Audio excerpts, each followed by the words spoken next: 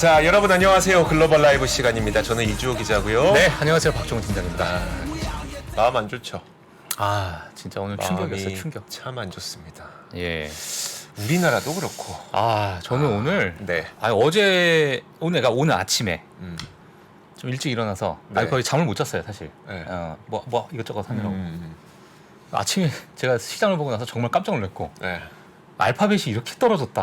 와. 그러니까. 아니 그러니까 뭐 성장이 완전히 둔화됐다라는 얘기도 아니고 뭐 그래도 뭐 어느 정도 했지만 뭐 상대적으로 이제 AI나 뭐 여러 가지 플랫폼에 약간 우려가 있다 정도인데 이게 네. 너무 시장에서 과민 반응을 하니까 음.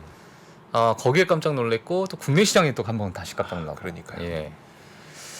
이게 참 제가 오늘 그러면서 어떤 생각이 드냐면 역시 내가 방송을 하니까 이렇게 시장이 또 안 좋아지는구나. 이거 진짜 내가 좀 나가야 되나. 아니에요. 아유, 그건 아닙니다. 저 별의별 진짜. 생각이 다 드는 거예요. 진짜 그건 아닙니다. 어떻게 내가 딱 시작하면 늘 안 좋지? 이런 생각이 들고. 왜냐면 저도 시장이 막 올라가면서 같이 신나서 뭐 해야 되는데. 그러니까요. 참 그렇습니다. 지금 방송 경력이 한 얼마 안 어느 되죠. 정도 되시죠? 뭐 거의 없죠. 예. 그러니까 그 글로벌 라이브 시작하셨던 게 작년 2월. 작년 2월. 예. 그다음에 그때 막 떨어졌죠. 그렇죠. 올해 초까지 1년을 했는데 떨어졌는데 빠지고 나니까 그다음에 이제 올랐다가. 상반기 올라갔잖아요. 그다음 제가 돌아오니까 다시 빠져. 신기하죠.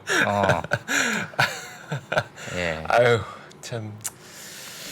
와, 우리 박종훈 팀장님은 정말 그 여러분 즐겁게 해주시기 위해서 여기에 존재하시는 것처럼 사실 참 그렇습니다. 예. 이제 이럴 때 이제 웃으면 네. 욕을 또 한 바가지 먹거든요, 사실. 근데 제가 사실 작년에 너무 많이 먹어가지고. 네. 이제는 뭐 사실 뭐 그 우리가 시장을 바꿀 수는 없으니까 예. 우리는 이제 시장에 대응하는 거고 이제 바꿀 수는 없으니까 여기에서 이제 웃음을 주시는 박메타 메타박과 루이 아빠와 함께 하시면 좋겠습니다. 자, 오늘 준비된 내용들 하나씩 볼까요? 그러면 네, 자 오늘 뉴스 한번 보도록 하겠습니다. 오늘은 사실 어제도 마찬가지로 실적에 대한 이야기를 한번 좀 짚고 넘어갈 텐데요. 실적하는 것에 앞서서 간단하게 오늘의 체크 포인트 몇 가지만 좀 정리를 했습니다. 한번 같이 보시면서 오늘 시장에 대해서 어떤 것들을 좀 봐야 되는지 같이 보도록 할게요. 먼저 모건 스탠리에서 이런 얘기가 나왔죠. 물론 오늘의 어떤 주가 하락, 네. 특히나 뭐 2차 전지 같은 그러한 기업들이 크게 좀 하락을 했는데 이러한 이야기 때문에 좀 하락을 했을까라는 부분에 뭐 여러 가지 좀 이유가 있을 것 같고요. 물론 모건 스탠리에서 일론 머스크의 전기차 시장 경고 후에 EV 산업에 대한 위험한 신호가 나왔다라고 모건 스탠리에서는 이제 이렇게 이야기를 좀 했습니다. 그리고 빅테크 기업의 주가에 따라서 지금 현재 선물 시장이 좀 출렁거리고 있는 상황입니다. 지금 시장을 보시게 되면 메타도 마찬가지고 네. 전반적으로 좀 빠지고 있다. 메타는 제가 뒤에 가서 좀 말씀드리겠지만, 네, 지금 빅테크에 따라서 나스닥 또는 S&P 500이 조금 출렁거리고 있다라는 걸 좀 알고 계시면 될 것 같고요. 그리고 높은 이자율과 주택담보대출 금리가 2000년 이후 최고치를 지금 달성을 하고 있기 때문에 이런 부분에 대한 시장의 우려 분명히 있을 것이고 이런 부분이 또 여러 자산 가치가 좀 하락하는 부분에 영향을 주지 않을까라는 시장의 우려가 있다라는 거 보시면 될 것 같아요. 그리고 이제 미국 GDP가 곧 발표됩니다. 그래서 4.3% 성장 예상한다. 이렇게 됐는데 뭐 앞서서 빈센트 이사님도 네. 이번에 뭐 GDP 발표 이후에 또 그 이후의 시장을 우리가 보는 것이 더 중요하다라는 좀 메시지를 주셨기 때문에 그런 부분 한번 같이 좀 참고하시면 될 것 같고요. 유가는 좀 하락했어요. 네. 미국의 이제 원유 재고에 따른 재고가 이제 좀 많이 늘었다라는 이제 경제 지표가 나오게 되면서 유가가 뭐 일시적으로 좀 하락은 하긴 했습니다만 뭐 다시 안정화를 좀 찾아가는 것이 아니냐 하지만 밑에 보시게 되면 이스라엘이 이제 가자 지구의 최대 규모 공습을 실시를 했어요. 네. 예, 그렇다 보니까 다시 또 유가가 하락은 했지만 좀 불안한 상황. 그리고 지금 현재 10년물 국채 금리가 다시 상승을 해서요. 제가 이 자료를 쓸 때는 4.973이었습니다. 예, 지금 뭐 다시 어느 정도 좀 변했는지 모르겠지만 다시 이제 5를 향해서 좀 가고 있는 그런 시장이다. 이렇게 볼 수 있을 것 같고요. 그리고 오늘 뭐 사실 많은 뭐 전기차 시장, 뭐 배터리 시장, 이렇게 좀 좋지 않은 그런 시장이 좀 나오면서 또 외신에서 또 도요타 회장의 이 예전에 과거 했던 발언이 다시 또 언급이 되는 그런 뉴스가 또 나왔어요. 이제야 사람들이 전기차 시장 제대로 보기 시작했다. 네. 예, 왜냐하면 도요타 회장은 전기차로의 전환 자체가 생각보다 그렇게 빨리 오지 않을 것이다라고 이제 경고를 좀 하셨는데 초창기는 사실 무슨 얘기냐 하고 뭐 주가는 다 좋았죠. 네. 좋았는데 이제 빠지기 시작하니까 이제야 제대로 본다. 뭐 이렇게 또 언급을 했다고 합니다. 그래서 이런 부분 한번 참고하시면 될 것 같고요. 그리고 마지막으로는 포드가 UAW와 임금 인상안에 잠정 합의했다라는 부분이 나오면서 어느 정도 이제 노조의 어떤 이제 파업 리스크가 그렇죠. 조금은, 예, 불협화음이 네. 예, 어느 정도 좀 마무리가 되고 있지 않나. 예, 이렇게 보시면 될 것 같습니다. 네. 자, 이렇게 오늘 체크 포인트를 한번 보고 가시면 될 것 같고요. 오늘은 GDP 발표가 제일 중요할 것 같습니다. 그렇죠. 잠시 후 20분 후에 이제 9시 30분에 GDP가 발표될 텐데 네. 4.3 보는 곳도 있고 또 어떤 쪽에서는 제가 아마 월스트리트 저널이 집계한 전망치일 거예요. 거기서 한 4.7%도 보고 있기도 하거든요. 네. 이거 만약에 잘 나오면 음. 또 이제 그 장기금리 상승으로 연결되면서 금리가 또 올라갈 가능성도 있기 때문에 그렇죠. 이 발표가 오늘 되게 차라리 크게 정말 이게 지금 진짜 굿뉴스가 배드뉴스라는 게 네. 이런 부분에 물론 이제 나오고 나서 어떤 시장의 움직임이 보일지를 우리가 좀 지켜봐야겠지만 참 이게 아이러니한 거죠, 사실. 그렇죠. 예. 네, 그렇습니다. 네, 그래서 이렇게 한번 좀 보시면 될 것 같습니다. 네, 다음 바로 넘어가시면요. 이제 미국 시간으로 목요일이죠. 미국 시간 목요일인데 왼쪽에 있는 부분은 장 시작 전에 이제 실적 발표가 나오는 기업들이고 오른쪽이 이제 오늘 이제 장이 시작되고 나서 장이 끝나고 나서 나오는 그런 실적 발표 기업이다 볼 수 있을 것 같아요. 일단은 시장에서는 아마존에 많은 집중을 하고 있다 정도 알고 계시면 될 것 같습니다. 그리고 인페이즈나 여러 가지 태양광 업체들이 최근에 많이 빠졌던 부분이 있고 그리고 인텔을 통해서 반도체 업황을 또 체크할 수 있기 때문에 최근에 또 머크에 대해 코로나에 대한 그 어떤 코로나 이제 치료제에 따른 어떤 성장 그런 부분을 또 이제 언급을 하긴 했습니다. 예, 그래서 이런 부분 전반적으로 좀 지켜보면서 각 분야, 그러니까 헬스케어면 헬스케어, 빅테크는 빅테크 또는 반도체는 반도체 이런 부분을 전체적으로 같이 볼 수 있는 그러한 실적 발표가 또 아닐까. 그러니까 기업을 떠나서 이 전반적인 업황 전체를 좀 볼 수 있는 그런 기업들이기 때문에 네. 예, 한번 참고하시면서 또 투자를 또 같이 또 영향을 줄 수 있을지 투자에 한번 보시면 될 것 같습니다. 예. 자, 그다음에 자, 기다리시던 메타. 예, 메타 순이익이 164%가 증가했다고 해요. 예, 정말 많이 증가를 했다. 그리고 이제 물론 전년 동기 대비이기 때문에 네. 이건 작년에는 정말 좋지 않았죠. 정말 두들겨 맞았던 예, 그러한 시장이었고 이번에는 정말 순이익이 크게 증가를 했는데 주가가 이제 프리마켓에서 마이너스 3% 정도 하락을 했습니다. 네, 어닝 같은 경우에 또 레비뉴, 그러니까 매출 같은 경우에도 마찬가지로 예상치보다는 비트한 모습을 전체적으로 좀 보여주고 있다 이렇게 볼 수 있을 것 같은데요. 제가 뉴스를 좀 간단하게 좀 말씀을 드리도록 하겠습니다. 일단 3분기 매출이 2021년 이후에 가장 빠른 성장률인 23%가 증가해서 예상보다 정말 나은 그런 결과를 낳았다 이렇게 좀 얘기가 나왔고요. 하지만 이제 이런 얘기가 나왔죠. 중동 분쟁과 관련해서 광고 축소 가능성에 대해 재무 책임자 네. 수잔 리가 네. 예 이렇게 좀 얘기했어. 물론 이제 이분께서 쓰셨던 단어가 소프트니스예요.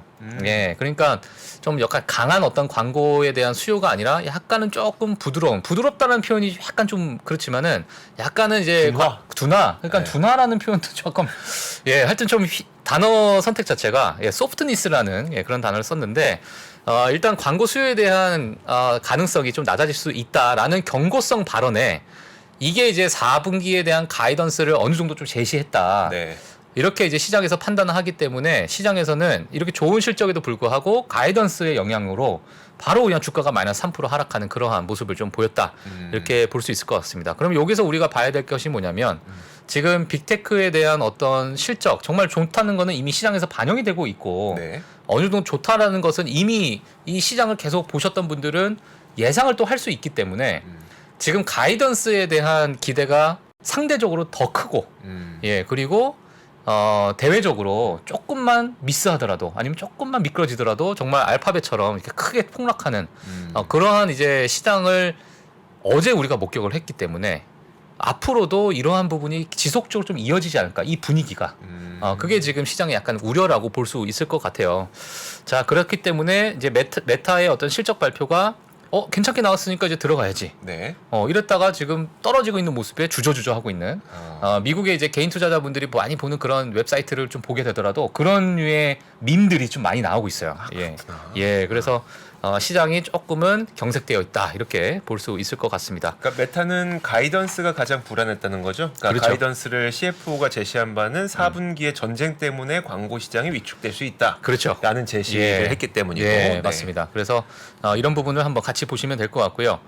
메타 실적을 한번 보도록 할게요. 전반적으로 지금 매출 같은 경우에는 왼쪽에 이렇게 보시기는 23% 이제 상승이 되어 있다. 이제 증가했다 이렇게 볼 수 있을 거예요. 전년 동기 대비 YOY 기준입니다. 자, 그리고 순이익 같은 경우는 100% 넘어갔어요 벌써. 네. 그래서 그냥 100으로 찍혔습니다 이것도. EPS가 마찬가지로 뭐 순이익이 100이 넘어갔으니 같이 EPS도 100이 넘는 그냥 이렇게 네. 예, 정말 어마어마한 실적을 보여준 거거든요. 그리고 오른쪽에 보시게 되면은 DAU라고 해서 데일리 액티브 유저 일일 활성자 유저 수 일간 활성 일간 이용자 수. 활성자요. 예. 네. 이게 이제 지속적으로 좀 상승을 하고 있고 오른쪽도 마찬가지로 이제 월간 사용자도 많이 늘고 있다 이렇게 보시면 될 것 같아요. 그래서 전반적으로 정말 광고 시장부터 해서 다른 분야에서도 정말 크게 올라가는 그러한 상황을 보이고 있다. 하지만 메타버스 사업부 이 부분이 사실 시장에서 좀 많이 관심을 갖고 있거든요. 네. 예, 그래서 리얼리티 랩이라고 해서 이제 메타버스를 총괄적으로 좀 진행을 하고 있고 R&D까지 지출을 하고 있는 그런 부서라고 볼 수 있는데 이게 지속적인 또 적자입니다 현재. 그렇죠. 네, 그래서 오른쪽에 보시게 되면 이게 매 분기마다 얼만큼 적자인지를 쭉 이게 쓴 거예요. 예, 또 쓰다 보니까 전체적으로 37.5 빌리언 달러가 지금 마이너스 상황이다. 예, 물론 이제 이거는 지금 현재 2020년 4분기부터 2023년 3분기까지의 이 기간 동안에 쓴 그러한 이제 어떤 뭐 지출이다 이렇게 볼 수 있을 것 같은데 여기가 고용을 가장 많이 해고한 맞습니다. 부서가 여기 맞죠? 맞아요. 예, 그만큼 이제 고용을 왜냐면 여기에 올인을 했으니까 네. 예, 저커버그가 이제 여기에 올인을 하는 바람에 많은 비용이 여기에 들어갔는데 또 구조조정을 통해서 여기서 많은 이제 또 해고가 일어났던 예, 그런 부서라 이렇게 볼 수 있을 것 같아요. 그럼 인력을 그렇게 많이 잘랐는데도 음. 손실 비용이 그렇게 크게 줄지는 않았네요. 그렇죠. 어허. 예. 그래서 이제 누적 적자가 이제 지속적으로 이제 늘어나고 있기 때문에 지금은 이제 2023년 1분기부터 3분기까지 합이 지금 11.5 빌리언 달러예요. 네. 예. 그래서 4분기까지 만약에 지출이 된다면 아마 이것도 이제 다시 경신할 가능성이 좀 크다. 예. 이렇게 볼 수 있을 것 같습니다. 그래서 현재 퀘스트 3 헤드셋과 기타 신제품을 출시한 이후에 작년 초부터 약 250억 달러 손실을 입었다. 예, 그렇다 보니까는 이러한 제품군에서도 지금 손실을 좀 입고 있는 상황이고, 이런 부서에서도 지금 손실을 입고 있는 상황이다. 그래서 회사는 증강현실, 가상현실에 대한 지속적인 제품 개발 노력과 생태계 확장을 위한 투자로 인해서 리얼리티 랩의 영업 손실을 매년 의미 있게 증가할 것으로 네. 예상한다. 이렇게 그러니까 투자는 지속적으로 하겠다는 얘기죠. 네. 예, 그래서 이 부분에서 어느 정도 미래 먹거리를 좀 베팅을 하는 그런 네. 이제 메타 플랫폼스다라고 보시면 될 것 같습니다. 메타 플랫폼스를 보게 되면 대부분 수익은 뭐 다들 아시다시피 광고성, 예, 우리 또 수익이다 볼 수 있을 것 같은데 제일 왼쪽에 보시게 되면요. 사실 리얼리티 랩이라는 그 부분에 대한 수익이 정말 적죠. 네. 예, 정말 적고 그리고 전체적으로는 봤을 때 이제 앱을 통한 어떤 광고 매출이 있다 이렇게 보시면 될 것 같고요. 이 부분이 이제 가장 핵심이죠. 그래서 좀 광고에 대한 시장에 대한 어떤 민감성이 좀 두드러질 수 있는 그러한 기업이다. 근데 리얼리티 랩이 지금 16억 달러잖아요. 그래도 조단인데요? 그렇죠. 뭐야? 예, 모르겠어요 저도. 거의 지출이 근데 별로 훨씬 많아요. 없다면서도 우리나라 돈으로 네. 치면 조가 넘어 네. 2조 2조. 아유, 메타 플랫폼스가 2조 원이에요. 예, 현금성 자산도 좀 있고 아. 예, 좀 어마어마하죠. 그러니까 예. 그렇게 돈을 못 번다고 해도 우리 돈으로 2조 원이에요. 그렇죠. 자, 그래서 이러한 부분 한번 체크해 주시면 될 것 같고요. 네. 또 시장에서는 이러한 얘기도 많이 있습니다. 자, 메타가 2022년 슬럼프를 좀 회복을 했다. 이런 부분이 좀 나왔는데요. 이 기업들은 이 시기에 2012년, 2014년 이때 이 기업들을 이제 인수했을 때 당시 그 시점이고 2022년을 한번 볼게요. 2022년을 보게 되면은 지금 순이익 자체가 현저히 많이 줄어들었죠. 거의 뭐 반토막까지는 아니지만은 크게 많이 줄었는데 지금 2023년 지금 현재에서는 어느 정도 과거 2022년을 이미 조금 넘어선 그러한 모습을 좀 보여줬고 남은 4분기까지 어느 정도 호실적을 좀 보여준다면 매출적인 부분과 그리고 순이익적인 부분이 과거 2021년을 어느 정도 좀 상회하지 않을까라는 시장의 기대가 있다. 하지만 4분기에 대한 광고 매출이 줄어들 수 있다. 중동발 전쟁으로 인해서 네. 이러한 발언 자체가 지금 현재 주가를 조금 하락으로 좀 이끌고 있다 정도를 알고 계시면 될 것 같습니다. 알겠습니다. 예. 그래서 이렇게 체크를 하면 될 것 같고요. 그러면 지금 월가에서는 또 어느 정도 목표가 추정치가 어떻게 되고 있는가에 대해서 또 궁금하실 것 같아요.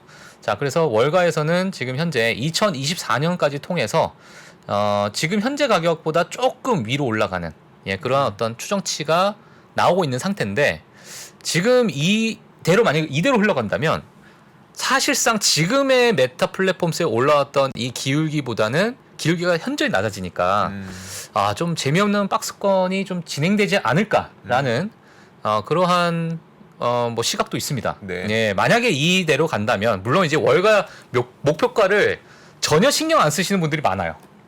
이 목표가라는 것은 주가가 올라가면 목표가 따라간다. 네.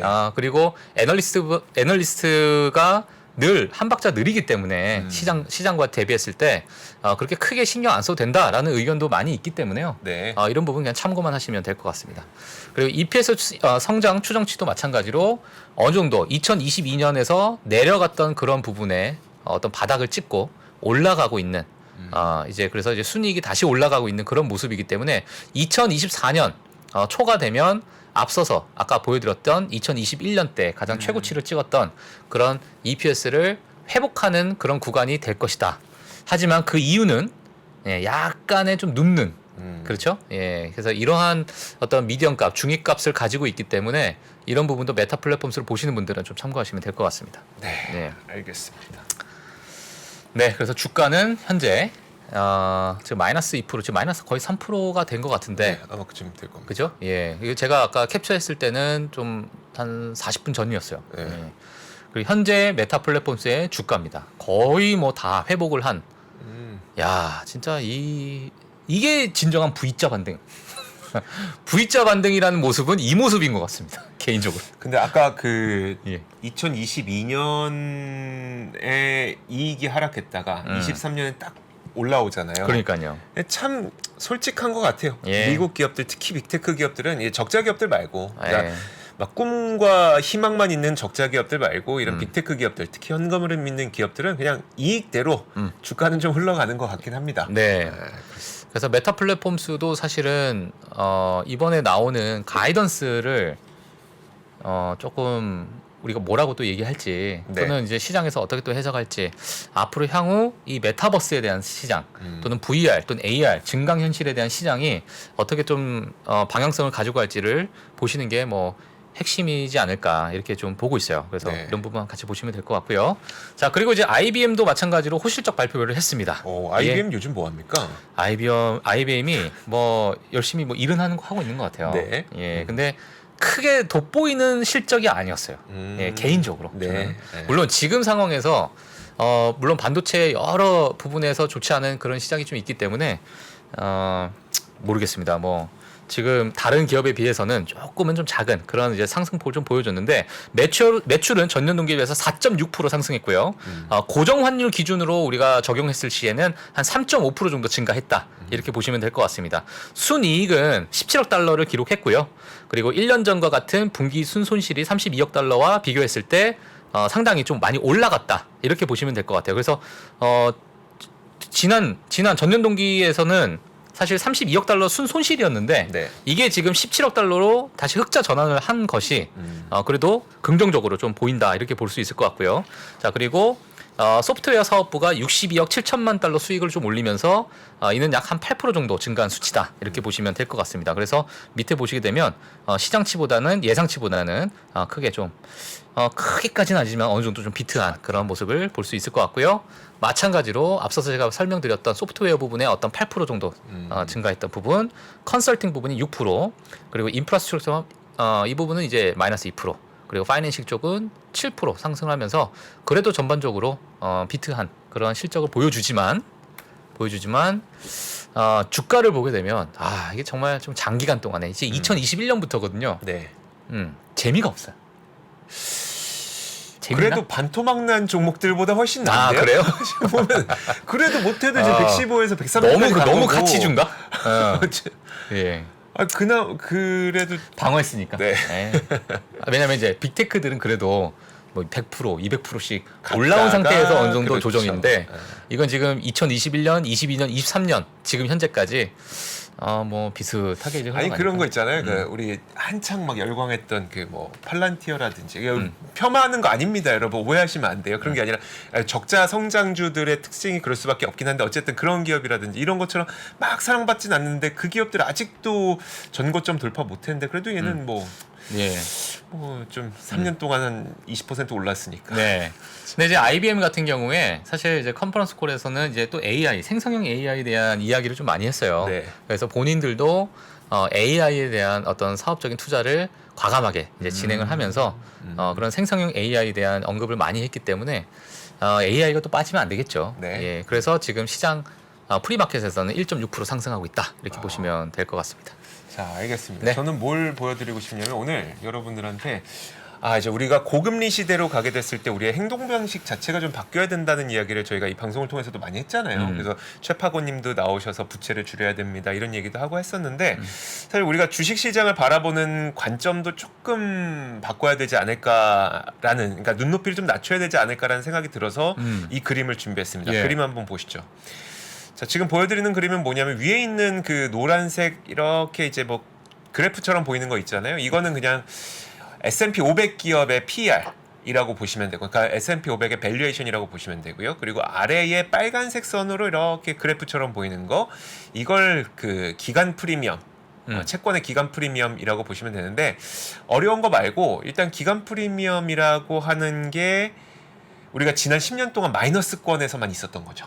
그러니까 기간 프리미엄은 쉽게 말하면 이걸 채권이라는 걸 장기간 들고 있었을 때 얼마나 프리미엄을 줘야 되느냐. 근데 그 마이너스라는 건 저 채권 오래 들고 있어봐야 돈도 안 되고 이 말인데 그럴 때에는 위험 자산인 주식에 높은 밸류에이션을 줄 수 있었지만 그때 올라가잖아요, 그렇죠? 하지만 지금과 같이 기간 프리미엄이 플러스로 올라가고 계속 고금리 상태가 고금리 상태가 이어질 것으로 기대가 되고 또 이게 장기 성장률도 지금 굉장히 높을 것으로 전망되고 하면은 과연 여기에서 시장에 대한 밸류에이션을 높게 줄 수 있을 것이냐가 된다는 거죠. 그래서 뭐 우리가 뭐 과거 10년 평균 S&P 500의 밸류에이션이 평균적으로 뭐 17배였다, 뭐 19배였다, 뭐 그 전으로 넘어가게 되면 한 20년 동안은 뭐 14배였다, 뭐 이런 얘기를 하잖아요. 근데 조금 눈높이를 낮춰야 되는 게 아닐까. 그렇죠. 라는 생각이 좀 들었습니다. 사실 최근에 5년의 S&P 500 같은 경우에는 뭐 18배, 17배 수준으로 이제 평균치가 좀 올라온 상태도 있고, 물론 이제 코로나에 대한 특수를 좀 노려서 그런 부분 때문에 이제 전반적인 평균치 중위값이 좀 올라가는 것도 없지 않아 있는데 지금의 고금리가 좀 진짜 지속된다면 이 전체적인 평균값도 좀 내려가지 않을까라는 생각도. 그러니까요. 우리가 이제 시장의 밸류에이션이 이 정도면 낮았습니다. 그리고 이 정도면 높았습니다라는 이야기를 사실 트랙 레코드로 우리가 보는데 최근 10년간만 놓고 보면은 그 트랙 레코드가 틀릴 수도 있다는 거죠. 그렇죠. 완전 우리는 완화적인 기조가 10년 동안 이어졌다가 이제 긴축적인 기조로 앞으로 꽤 오랜 기간을 살 것 같으니까 진짜 뭔가 시장을 보는 관점도 좀 달리 해야 될 것 같고요. 다음으로 보고 싶은 건 뭐냐면 이건 좀 재미로 보고 싶어서 안 그래도 메타를 얘기해 주셨으니까 메타는 그 사용자, 그러니까 일간 활성 이용자 수가 많이 늘었다 그랬잖아요. 자, 그러면 대항마, 트위터, X는 어떨까요? 이게 그 사실 일론 머스크가 주장하는 바는 일론 머스크가 주장하는 바는 일일 활성 이용자 수가 지난 9월에 2억 4,500만 명이라고 밝히고 그러면 그게 내가 인수할 당시보다 더 늘었다라고 밝히긴 했거든요. 근데 지금 요걸 조사한 데는 센서타워라고 해서 다른 조사 기관이에요. 여기서 조사한 바에 따르면 아닌데 인수하고 지금 한 일간 활성 이용자 수가 16% 정도 줄었는데 이겁니다. 센서타워에서 얘기하기로는. 예. 지금 늘어난 거 보면 페이스북 늘어났고 틱톡 그다음에 유튜브, 인스타그램, 스냅챗. 스냅챗 실적이 어땠었죠? 어제 스냅챗 그거 봐주셨었는데. 아 어제 괜찮았어요. 아, 예, 그래서 뭐 500만 명 정도가 더 유입됐다라는 네. 얘기도 좀 했었고, 그리고 그러니까. 마찬가지로 마이 AI라는 그 제품을 플랫폼에다가 또 녹여놨기 때문에 네네. 그런 부분에서 뭐 2억 명이 한번 사용을 했다, 뭐 이런 얘기도 좀 있고. 그러니까요. 지금 다른 데들은 다 늘어났어요. 일간 네. 활성 이용자 수가. 근데 센서 타워가 조사하기로는 일간 활성 이용자 수가 진짜 많이 X는 한 빠졌네. 16% 감소했다고 말을 하는 거고. 예. 그럼 언제부터 감소했는지를 보면 되게 좀 재밌습니다. 자, 위에 있는 사진을 먼저 볼게요. 위에 있는 사진을 보면 일단 그 하늘색으로 된 데가 인수가 완료됐을 때부터입니다. 뭐 그 인수되고 나서도 그렇게 큰 변화는 없다가 X로 바꾸고 나서 좀 빨리 빠져요. 네, X로 바꾸고 나서 빨리 빠져요. 뭐 해석은 분분하긴 합니다. 이거 해석이니까 뭐 정답은 아닌데 사람들이 X로 바뀌었는데 트위터 이름 바뀐지 모르고 검색해도 안 되더라. 뭐 이런 얘기도 있고. 그래서 그 아래에 있는 거 한번 보시면요. 아래 그림 한번 보여주세요. 다운로드 씁니다. 이거는. 그러니까 인수 이후에 다운로드가 물론 인수하고 세 개 분기까지는 괜찮았지만 예. 최근 분기에는 다운로드도 좀 감소한 모습. 그 다운로드가 감소했을 때가 방금 보여드렸던 예. 이름을 X로 바꿨을 때. 일론 머스크도 고점에 물렸네. 예, 고점에 물렸습니다. 네, 네. 그러니까요. 그런데 그러면 이제 사용자도 감소하고 다운로드도 감소하고 그러면은 사람들이 X를 사용 많이 안 하는구나. 팀장님 어떻습니까? 요즘에 사용하세요? 저는 사실 보는 그러니까 뭐 트위터라고 말씀드린다면 네. 보는 게 딱 정해져 있어요. 사실 몇몇 분들만 딱 보고 그 안에서 제가 어떤 활동을 하는 건 전혀 아니니까 네. 이 사람들이 가지고 있는 몇몇 분만 딱 보고 저는 말거든요, 사실. 예. 저도 좀 비슷합니다. 그러니까 꼭 필요할 때, 뭐 예를 들어 닉 티미라우스가 뭐 올렸다. 그렇죠, 뭐 그런 그때 그런 찾아볼 것들. 때, 예. 아니면 이제 어닝 캘린더, 그러니까 실적 발표 달력 필요하다. 그러면 그거 하는데 이거 찾아서 한번 보고 끝. 그 정도지 트위터, 그러니까 X에서 굳이 그렇게 많은 활동을 하진 않긴 하거든요. 저도. 자 그런데 많은 사람들이 사용을 안 하는데 유독 그 사용량을 늘리는 사람이 있었으니 바로 화면 보시죠. 일론 머스크입니다. 본인. 혼자 쓰나? 아. 자 파란색이 인수 이후인데 예. 포스팅 양을 보여주는 거예요. 예. 인수 이후에 본인은 엄청 사용하더라고요. 이게 네. 어떤 주가가 좀 빠지게 되면 토론방이 정말 활성화되거든요. 네. 예. 트위터가 좀 안 좋아지니까 본인이 글을 많이 씁니다. 본인이 토론방에 글을 많이 쓰는 거예요. 이게. 우리도 대화를 많이 해주셔야 예. 됩니다. 요즘에 근데 대화량이 굉장히 많이 늘어났어요. 아. 대화량이 굉장히 많이 늘어났고, 네네.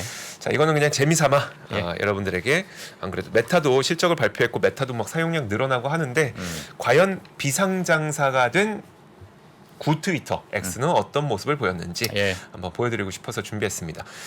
자 이렇게 1부는 여기서 마치도록 하겠고요. 저희가 2부에는 제가 굉장히 존경하는 분께서 나옵니다. 혹시 이분을 직접 만나보신 적 있습니까? 저는 오늘 처음 뵙니다. 오늘 처음 예. 뵙습니까? 저는 굉장히 존경하는 분입니다. 잠시 후에 어떤 분인지 공개해드리도록 하죠. 잠시 후에 뵙겠습니다. 네. 외환위기 오는 거 아니에요? 금융위기 오는 거 아니에요? 이런 질문들을 좀 굉장히 많이 받았었습니다. 탐욕이 되게 강했을 때 위험자산으로서의 극단적인 쏠림이 나타나고 공포감이 극에 달했을 때 안전자산으로서의 극단적인 쏠림이 나타나거든요. 과거의 일이 미래에 똑같이 일어난다 이건 아니지만 그때 당시에 위기 상황에서는 어떤 공통점들이 있었는지를 보면서 우리가 대비를 하는 방법도 고민해 볼 수 있고요. 과거를 제대로 이해하는 순간 위기의 실체가 드러납니다. 오건영의 현실 경제 이야기를 서점에서 만나보세요.